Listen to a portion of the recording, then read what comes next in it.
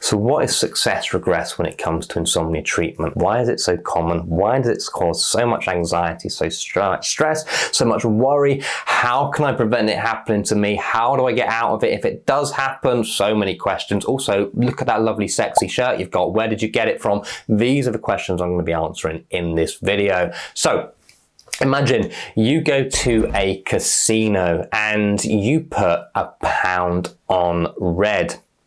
You're not going to care either way whether or not that roulette wheel lands on red. It's £1. Who cares? Doesn't matter. Now imagine you go to that same casino and you put everything you have in the world on black. Your house, your dog, your car, your husband, your kids, who cares? Chuck it on. Why not? I'm going all in. When that roulette wheel spins round, you're going to be absolutely sweating buckets because you have raised the stakes so high. If you win, my goodness, it is going to be absolutely amazing. But if you lose, you have lost everything. You're going to be in such a state. That's kind of what happens when you start seeing improvements in your insomnia treatment and then you get a dip. So imagine a person with insomnia who's always had insomnia their entire life. They haven't found this awesome sleep program. They haven't read my book. They haven't watched my amazing videos. So they're just stuck with their insomnia. They get another poor night of sleep. It's horrible, it's dreadful, but really it's just the same old poor night of sleep that they've had over and over again. There's nothing to lose. It's awful, but it's same old, same old.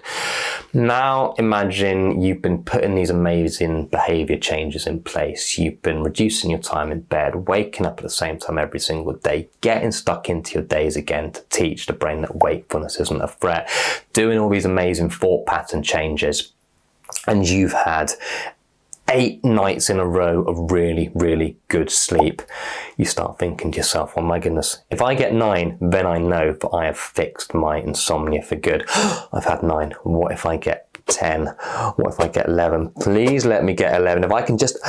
And then because you put so much pressure on yourself, because you've raised the stakes so high, everything comes crashing down. And when it does, it feels like you've lost everything.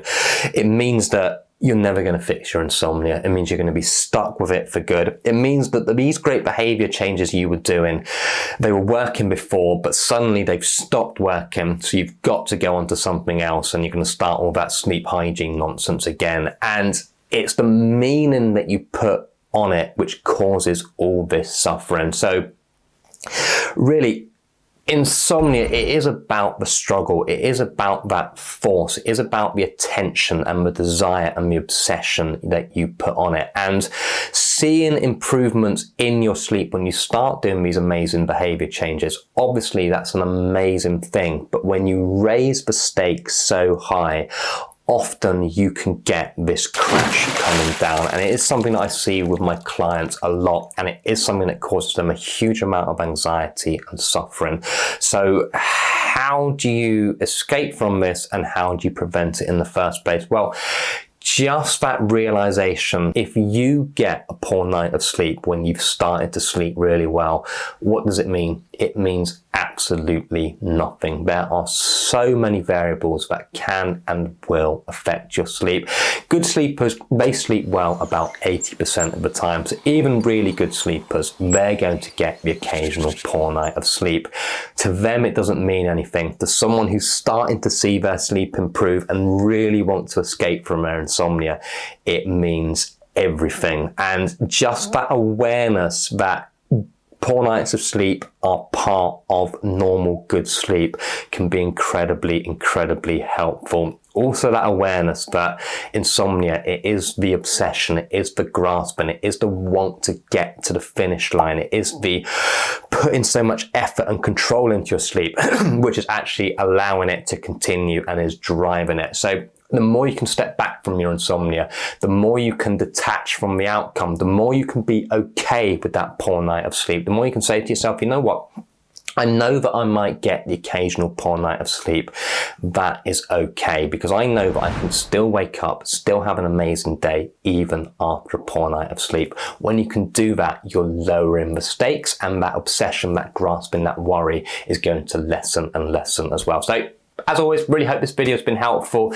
If you've not commented before, please do whack down a comment in the comment section just to help this channel grow. Give this video a thumbs up, a like, and of course, subscribe to this channel, because if you want to fix your insomnia, which of course you do because you're here, and please do so. All right, thanks very much. Bye-bye.